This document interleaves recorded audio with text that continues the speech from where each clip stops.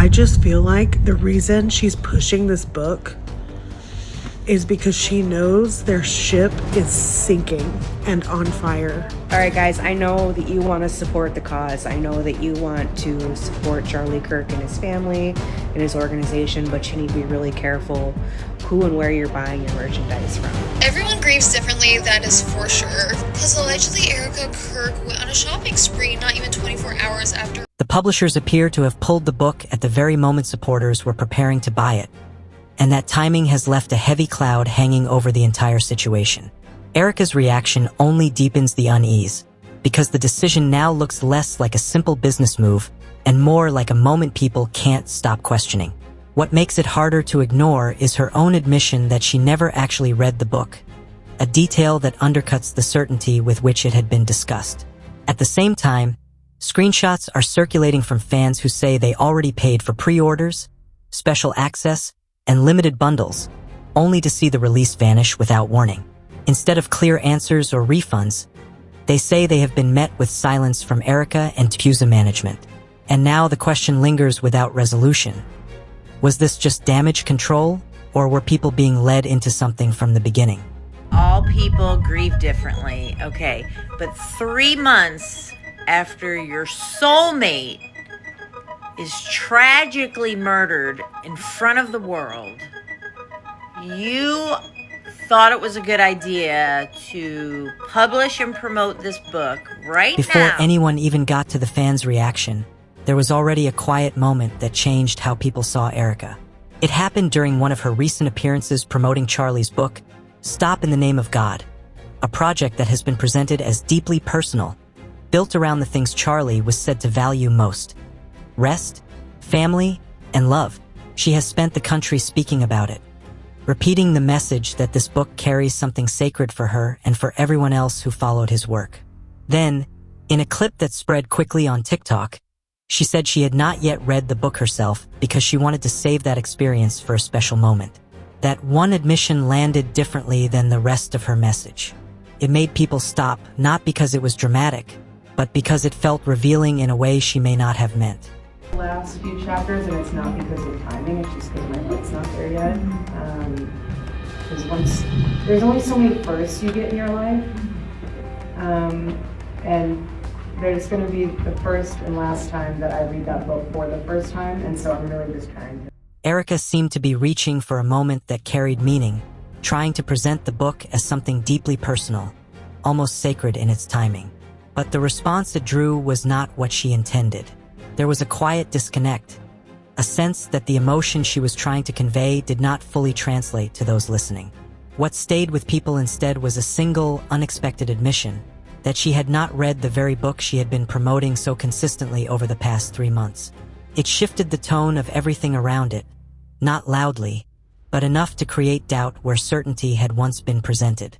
That unease only deepened when placed beside her earlier public remarks, particularly in her interview with Megyn Kelly, where she had spoken as though she was already familiar with its contents. The contrast didn't need explanation. It simply remained there, unresolved, leaving people to sit with the discomfort of what didn't quite align. He finished writing this, I believe, in June or July of this year. So you had read it? But to read it in a book format and not an email format that he would send. The possibility that her words had not fully aligned with the truth unsettled many people more than anything else. It wasn't loud at first, just a quiet shift in trust. But for those who had already committed their support, even financially, it felt like something beneath the surface had changed. Her admission did not exist in isolation. It landed against the backdrop of other moments that, over time, had begun to feel difficult to explain, especially where money and intent seemed to intersect. None of it was definitive on its own, but together it created a pattern that people could not easily ignore. One moment, in particular, lingered longer than the rest. In a recorded call that later became public, she spoke with a kind of energy that felt at odds with the weight of the circumstances. The focus drifted toward numbers, attendance, reach, scale. The memorial, which many had experienced as a space of collective grief, was described in terms that sounded more like performance metrics than remembrance. There was a subtle but noticeable shift, from honoring a life to measuring an outcome. And in that shift, Some listeners felt a quiet discomfort settle in, as if the meaning of the moment had been reframed into something harder to reconcile. The fact that we were able to pull off an event of a century, like, it's just insane. We had over 275,000 people that attended, and the stadium overflowed. And then came the detail that many found hardest to process, the mention of merchandise. It wasn't just what was said, but how closely it followed reflections on her husband's death. In a single breath, grief and revenue were placed side by side, without pause. For some, it created a quiet but lasting discomfort. The numbers, large, undeniable, seemed to carry a different kind of weight when spoken in that context. What might have been framed as support or remembrance instead felt, to many listening, like a moment where boundaries had blurred. No one could fully speak to intention, but the contrast itself was enough. It left behind an unease that didn't need to be explained, only felt. You have, was it 100 million? You guys that heard the gospel and all about Charlie and all about everything that you guys do and the hard work of Turning Point USA is insane. We had thousands that were registered to vote. I think we're at like over 200,000 for merch sales. Don't quote me on that because I think it just keeps like bumping up like crazy. Candace Owens spoke about it with unusual directness, describing the moment as deeply unsettling to witness. To her, it felt difficult to reconcile the tone with the timing, especially so soon after such a personal loss. The emphasis on numbers and performance, rather than reflection, stood out in a way she couldn't ignore. What seemed to trouble her most was not just what was said, but the energy behind it. There was an intensity, almost a sense of momentum, that felt disconnected from what many would expect in the aftermath of grief. She didn't claim to understand every detail, but the contrast itself left an impression. It wasn't loud or dramatic, just a quiet discomfort that stayed, raising questions that didn't have easy answers. How are we supposed, like, are we weird for wanting to grieve? Is that not the vibe?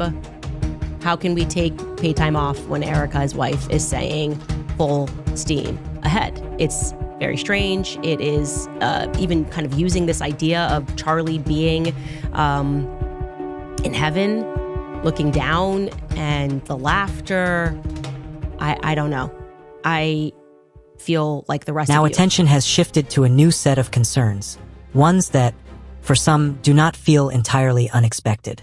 The questions being raised today seem to echo earlier moments that never fully settled, particularly around trust and transparency. Shortly after Charlie's death, a new line of merchandise was introduced. At first, it appeared to offer supporters a way to hold onto something tangible, a connection to memory in a time of loss. Demand was immediate, at least on the surface, and the response suggested something meaningful had been created. But over time, a different picture began to emerge. Complaints surfaced from buyers who described long delays, sometimes stretching for months, and in some cases, orders that arrived incomplete or not at all. Others spoke about the quality not matching what had been expected. What seemed to deepen the frustration was the silence that followed. Attempts to seek clarity or resolution often went unanswered, leaving people not only disappointed, but uncertain. And in that uncertainty, the earlier sense of connection gave way to something more difficult to define, something that felt unresolved. Many began to notice a pattern in the responses they received, or didn't receive at all. Messages sent in good faith were often met with silence, or with replies that felt distant and automated, offering little clarity. Over time, that absence of real engagement started to change how people interpreted their experience. For some, it led to a difficult decision, turning to banks or payment services in an attempt to recover what they had lost. It was no longer just about delayed orders. It had become a question of whether they would be acknowledged at all. The reaction unfolded quickly. Online spaces filled with frustration not just over the money, but over the sense that their support had not been respected. Even now, there are those who say they are still waiting, still uncertain. In that environment, individual stories began to stand out.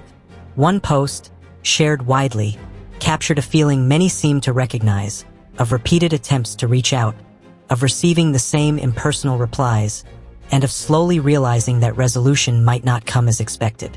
For some, the frustration eventually gave way to harsher interpretations. There were voices that began to question whether the situation had crossed a line, whether support had been taken for granted in a moment when people were already emotionally invested. These weren't quiet concerns anymore. They were direct, shaped by a sense of being unheard. Much of that tension centered on expectations that felt simple on the surface. If something was available, it should have been delivered.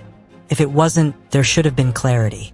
Instead, many were left waiting, not just for orders, but for answers that never seemed to come. And as that waiting stretched on, the issue became less about merchandise and more about trust. The reaction reflected that shift. People spoke openly about the gap between what they believed they were supporting and what they experienced in return. The cost, financial and otherwise, only made that gap harder to ignore. What made the situation more difficult was the silence that followed. As questions grew louder, responses seemed to grow fewer. And in that absence, the unresolved tension around both the merchandise and the book only deepened, leaving many to sit with conclusions they had once resisted. It has begun to feel, for many watching closely, that the more questions are raised, the quieter the response becomes. That absence has taken on its own meaning, especially as comment sections continue to fill with people asking for clarity, for acknowledgement, for something that resembles an answer. At the same time, other details have surfaced, unconfirmed, but persistent enough to shape the conversation. There are reports suggesting that, in his final days, Charlie had requested a closer look at the organization's finances. The timing of that request, as some have noted, appears to overlap with a period of internal change. What he may have seen, or why he felt the need to look more closely, remains unclear. Still, when placed alongside everything else, the halted book, the unresolved complaints, the questions that continue to gather, the sequence of events has become difficult for some to ignore. People are not just reacting to isolated moments anymore. They are looking at the pattern, trying to understand what it suggests. And yet, beyond all the speculation and reaction, one thing stands out more than anything else. Not the criticism, not even the doubt, but the silence that continues to follow it.